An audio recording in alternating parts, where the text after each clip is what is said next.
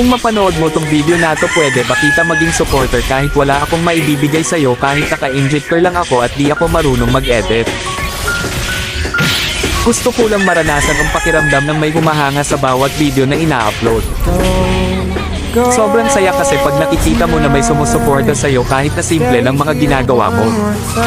Nakakasipag gumawa ng video at hindi nakakasawang mag-upload.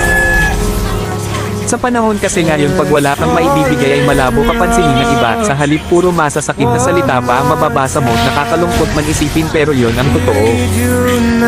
Di ko naman nilalahat pero karamihan ganon. Ang hirap kasi pag walang talent, pag di ka gwapo, maganda o sikat na kilalang tao. Ang hirap pag di ka mayaman.